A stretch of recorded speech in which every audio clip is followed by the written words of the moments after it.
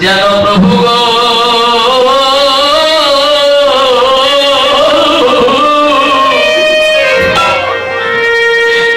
যেন তোমার চরণ ছাড়া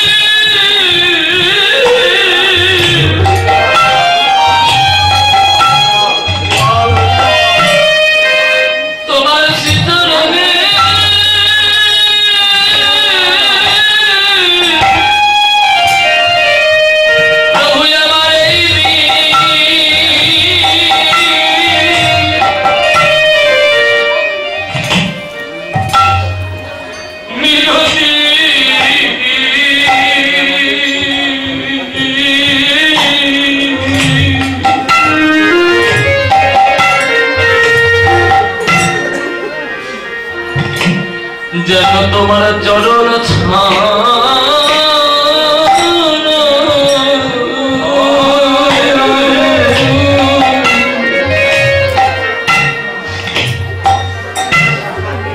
করো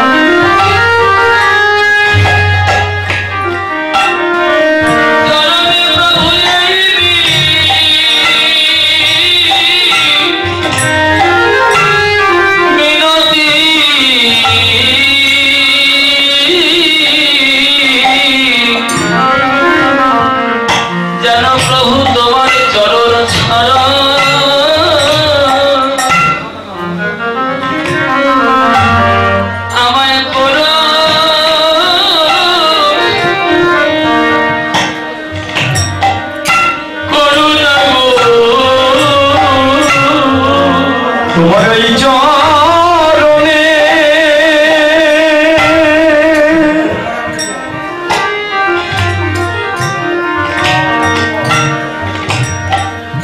তোমার এই চরণে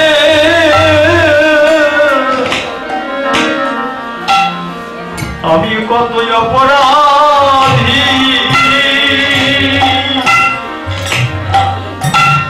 ওগো প্রভু গো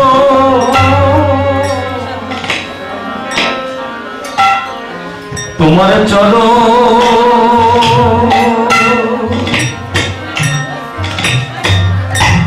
তোমার চরণ ছাড়া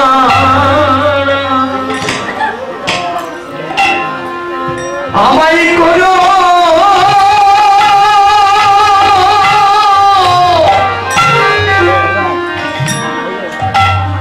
আমায় চরণ ছাড়া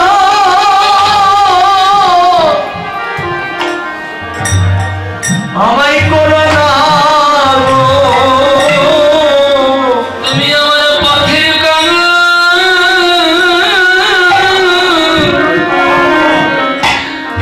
কাঙাল করে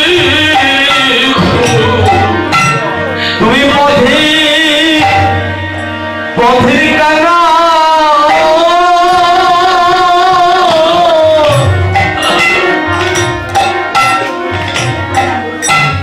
কাঙাল করি রেখো তুমি পথের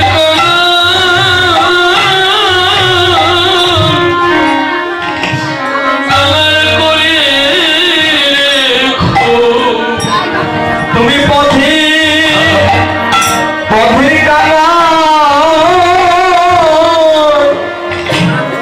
কাঙাল করে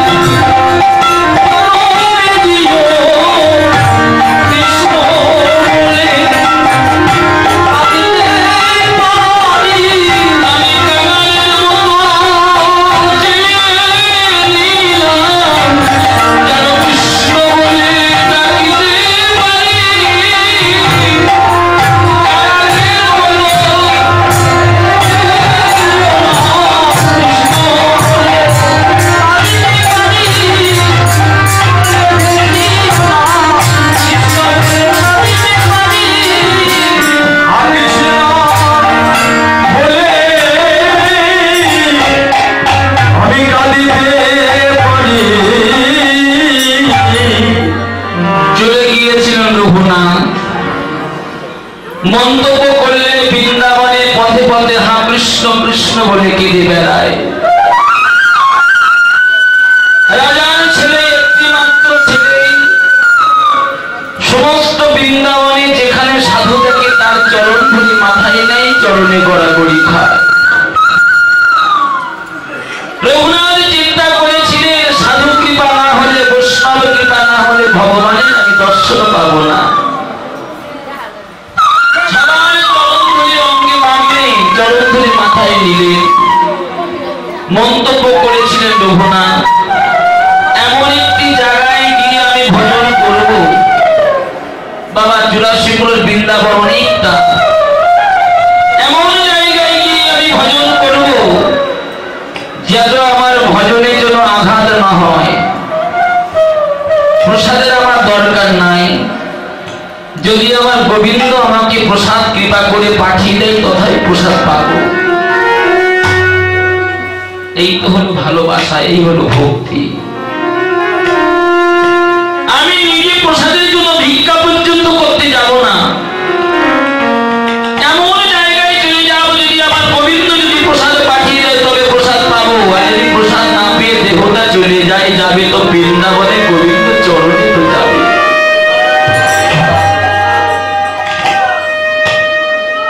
যদি প্রসাদ না পেয়ে দেহটা চলে যায়, যা বৃন্দাবনে গোবিন্দ চরণে তো থাকতে পারবো। এমন ভজন না হলে, এমন ভক্তি না হলে কি কৃষ্ণ চরণ পাওয়া যায়? এখন গেলে আপনারা সেই জায়গাটা দেখতে পাবেন, কেশিঘাটের পাশে যেখানে মদন মোহন মন্দির তৈরি হয়েছে, ওখানে সনাতন গোস্বামী ভজন করতে ওই পাহাড়ের উপরে জঙ্গলের ভিতরে গিয়ে একটা বৃক্ষের তলায় ভজন করতে শুরু করে দিলেন রঘুনাথ দাস গোস্বামী। বৃক্ষের তলায় যখন ভজন করতে শুরু করলেন, ভজনের মালা নিয়ে ভজন শুরু করবার আগে মনে মনে সংকল্প করেছিলেন, হ্যাঁ গো মা, যদি আমাদের সংকল্প ঠিক থাকে তবে গোবিন্দ চরণে আমরা পৌঁছাতে পারবো। আর সংকল্প যদি ঠিক না থাকে তবে চরণে পৌঁছাতে এই জন্মে কেন, কোনো জন্মে হবে না। শুধু আসতে হবে, যেতে হবে, সংকল্প ঠিক রাখতে হবে। গাছের তলায় বসে সংকল্প করলে বৃন্দাবনের মদন গোপাল, বৃন্দাবনের মুরলীধারী কৃষ্ণ, সংকল্প করে বসলাম, যতদিন তুমি আমাকে দেখা না দেবে, যতদিন তুমি কৃপা করে প্রসাদ পাঠিয়ে না দেবে, ততদিন পর্যন্ত জল পর্যন্ত স্পর্শ করব না। যদি অনাহারে দেহটা তুমি নিয়ে নাও তথাপিও নেবে, তবে তুমি আমাকে না দেওয়া পর্যন্ত, তুমি আমাকে দেখা না দেওয়া পর্যন্ত আমার নিজের ইচ্ছায় আমি জল পর্যন্ত স্পর্শ করব না। ভজনে বসে গেলেন বাবা। প্রথম দিন সারাদিন রাত ভজন করছে, শুধু ডাকছে মদন গোপাল, চাই না কিছু তোমার কাছে, চাই শুধু তোমার চরণ দুখানি। প্রথম দিন চলে গেল, দ্বিতীয় দিন সারা দিন সারা রাত চলে গেল। রাত 12টার পর দ্বিতীয় দিন রঘুনাথ আর সহ্য করতে পারছেন না, অন্তর জুড়ে ডাকছে, শুধু অন্তর দিয়ে নয়, দুটি নয়নের জলে বক্ষ ভাসিয়ে ডাকছে,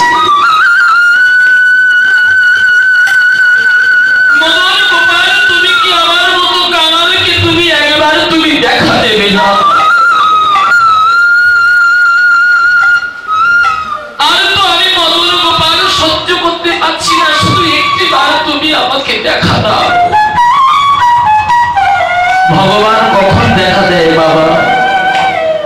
সোনাকে যেমন না পুরালে সোনা খাঁটি হয় না, ভক্তকে পুড়িয়ে পুড়িয়ে যখন ভক্তের দেহটা খাঁটি হয়ে যায়, তখন গোবিন্দকে ঠান্ডাটা লাগে না। আমার গোবিন্দ পৃথিবীর যে প্রান্তে থাকুক না কেন, তিন চরণের তাই গৌর হরি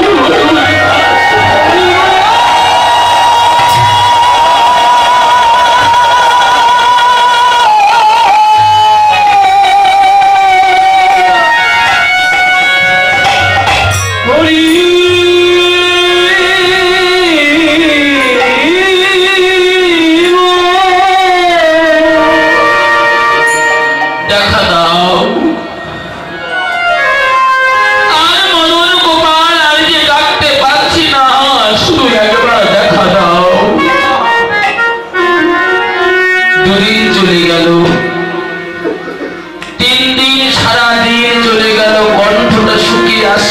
দেহটা মনে হয় এবার যায়। তথাপিও মদন গোপাল বৃন্দাবনে দেহ গেলে কোনো দুঃখ নাই। শুনেছি বৃন্দাবনে যদি কারোর দেহ চলে যায় তবে সে নাকি সবচাইতে ভাগ্যবান, সে ভাগ্যবতী।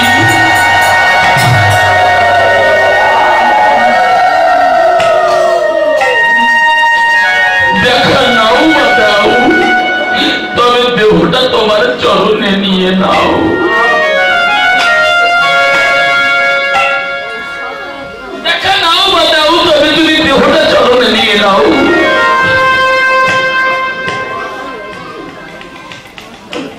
সারা রাত ডাকছে,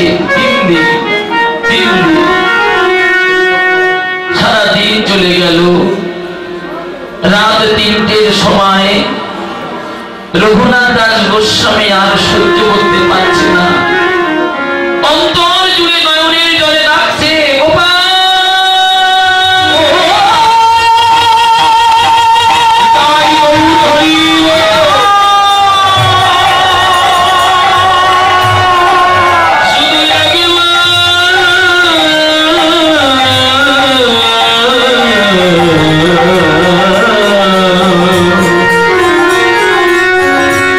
শুধু একবার দেখা,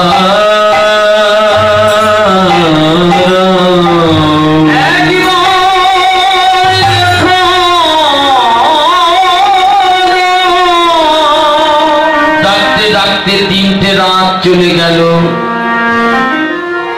4 দিনের দিন ভোরবেলায় যখন রঘুনাথ ভজনটা ছেড়েছে, সহ্য করতে পারছেন না,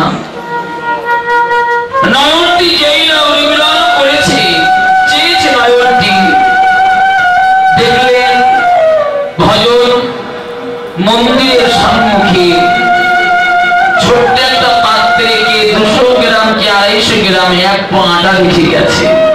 আটা বৃন্দাবনে অন্য সাধুরা খুব কম পান না গো, বেশি লুচি মুড়ি আটাই পান। যেই না দেখলেন কিছুটা আটা রেখে গেছে, 1 পো মতো হবে, চিন্তা করলেন রঘুনাথ, চিন্তা করলেন গোপাল, আমার মতো অধমের প্রতি তোমার কৃপা হয়েছে। যেই না আটা দেখেছে রঘুনাথ, আনন্দ হলো, মদন গোপাল তুমি ছাড়া আমাকে কে দেবে পাঠিয়ে, জগতে তো তুমি ছাড়া আমার জগতে কেউ নাই। করলেন কি, স্নান করলেন, তিলক করলেন, পাহাড় থেকে জল এনে আটাটা মেখেছে, 4খানা রুটি তৈরি করেছে বাবা। জঙ্গলের কাঠ ধরিয়ে, জঙ্গলের পাতা দিয়ে 4খানা রুটি তৈরি করেছে। যারা সাধু তারা তো ভগবানকে নিবেদন না করে পান না।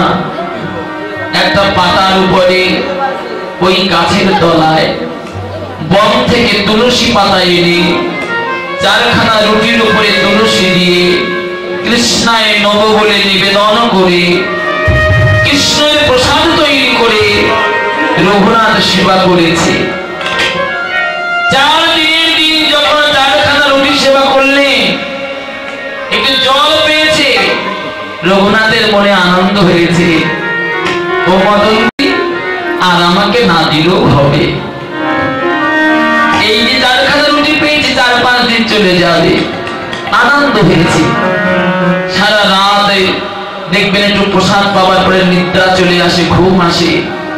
4 দিনের দিন রাত্রে বেলায় যখন রঘুনাথ একটু ঘুমিয়েছে ওই গাছের তলায়, ওইটা হলো ভজন কুঠি, এই গাছের তলায় যখন একটু ঘুমিয়েছে বৃন্দাবনের মদন গোপাল রঘুনাথকে স্বপ্ন দিয়ে ডাকছে, রঘুনাথ, ও রঘুনাথ, 7 দিন পরে তুই আমাকে 4খানা রুটি ভোগ লাগিয়েছিস। রঘুনাথ, 7 দিন আমি যে অনাহারে ছিলাম বৃন্দাবনের, 7 দিন কিছু খাই। 7 দিন মানে বাবা, রঘুনাথ ঘর থেকে বৃন্দাবনে আসতে 3 দিন সময় লেগেছে। ওই 3 দিন রঘুনাথ কিছু সেবা করেনি। বৃন্দাবনে এসে রঘুনাথ 4 দিন ছিল, 4 আর 3 7 দিন কিছু সেবা করেনি। বৃন্দাবনের ভগবান বলল, রঘুনাথ, তোর মতো ভক্ত না খেয়ে আছে, আমি কি খেতে পারি?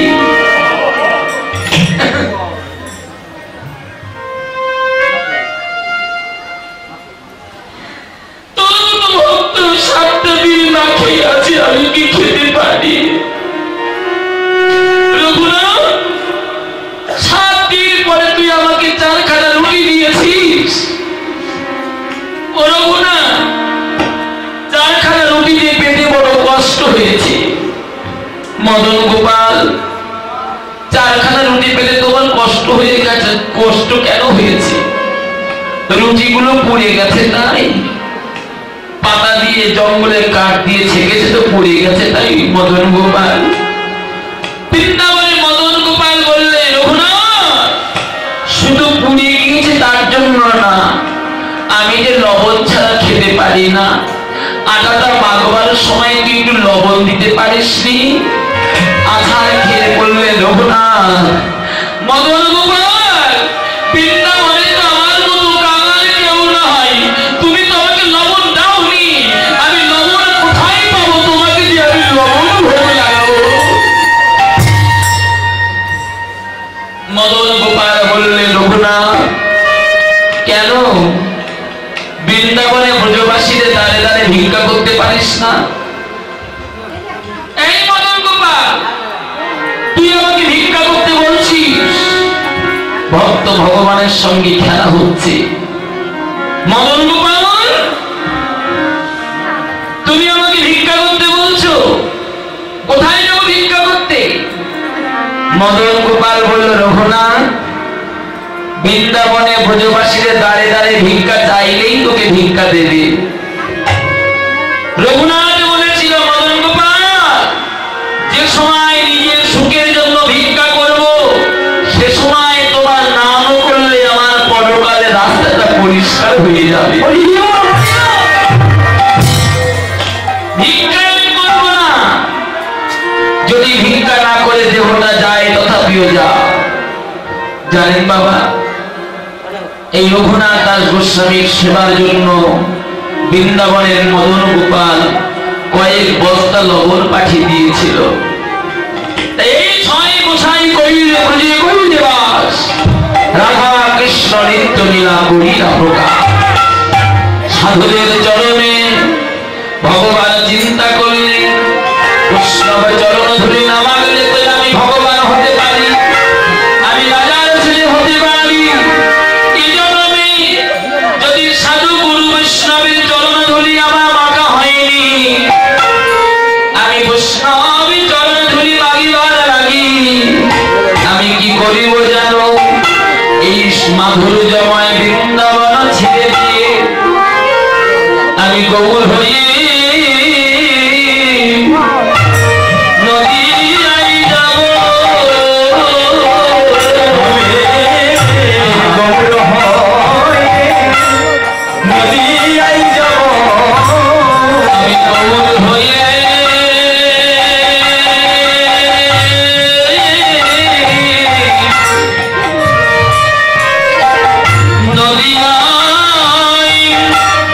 নদিয়ায় যাব।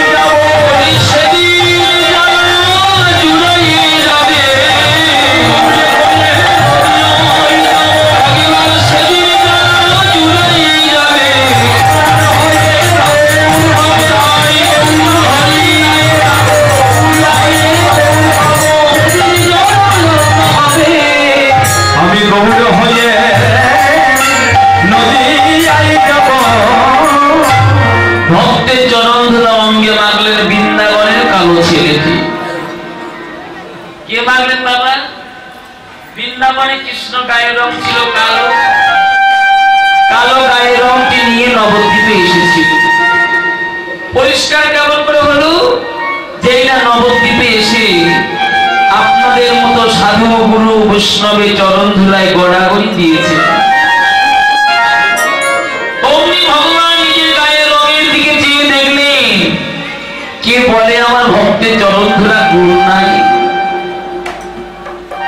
কে বলে? যারা এখনো পর্যন্ত ভক্তের চরণ ধুলা মাখেনি তারাই বলে। জগৎবাসী আমার দিকে চেয়ে নাও, আমার হতে বুঝে নাও।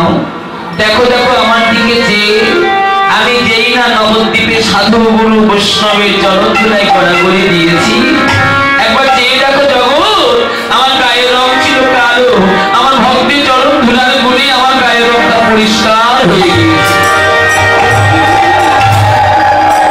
সেই গৌর আমার আজ সচি মায়ের আঙ্গিনার মাঝে কি করেছে জানো? এখন ভাবতে কি বাবা, যতই বৃন্দাবন ছেড়ে নবদ্বীপে আসুন না কেন, বৃন্দাবনের কথা কি সহজে কেউ বুঝতে পারে? বলা যায় না। নবদ্বীপে সচি মায়ের আঙ্গিনার মাঝে কি করছে জানো? সীমাবে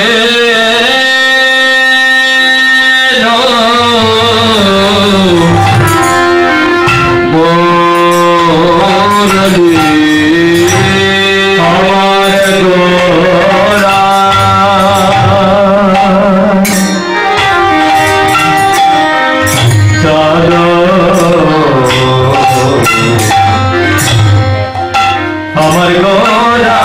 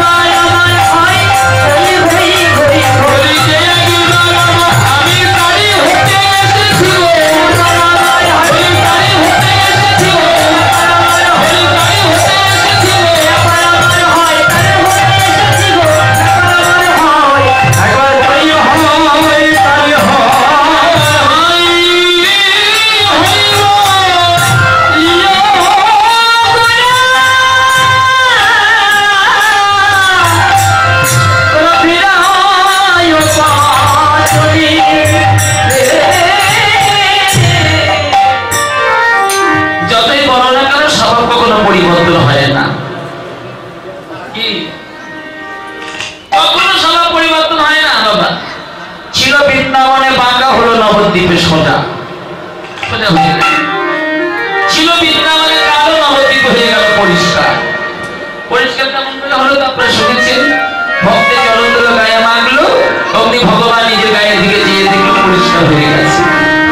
আচ্ছা, ছিল বাঁকা, সোজা হলো কেমন করে? সোজাটা কেমন করে হলো জানানো? বৃন্দাবনে চাইতে নবদ্বীপের ভক্তের বড় প্রেম আছে।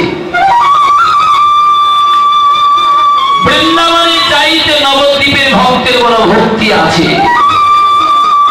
নবদ্বীপের ভক্ত গৌর বলে কাঁদতে পারে। ভগবান বললেন সোজা হলো কেমন করে? নবদ্বীপের ভক্তের প্রেম আর ভক্তির চাপে, মানে প্রেম ভক্তির চাপে আমি বাঁকা ঠাকুরটি একেবারে সোজাই হয়ে গিয়েছি।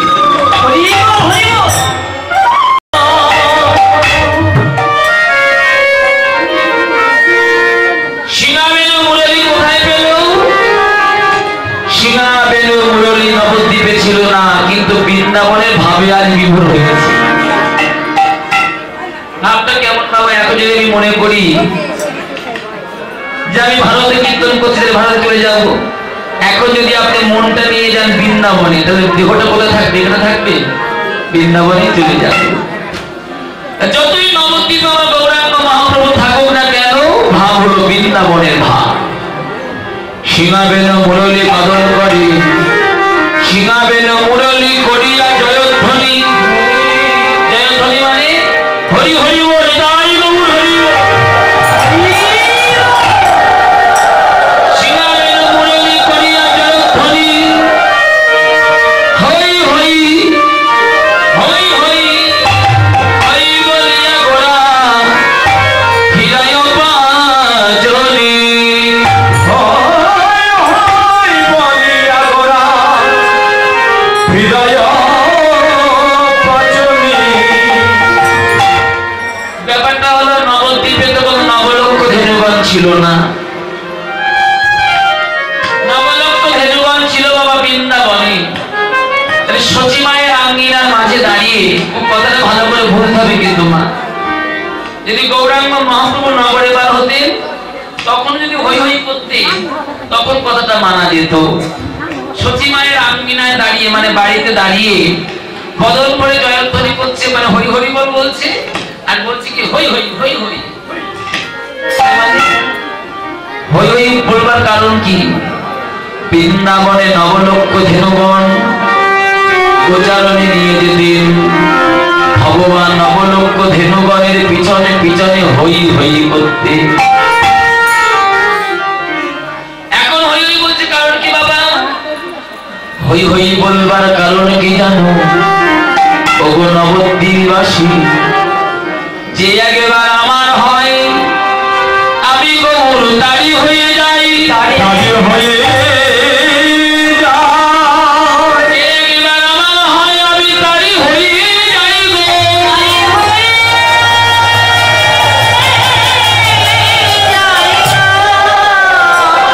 তাই গৌর বললেন হই হই হই হই, একবার আমার হয় আমি তারি হই তারি হই।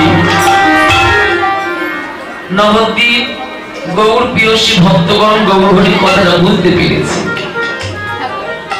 রাধে রাধে সবাই বোঝে বাবা।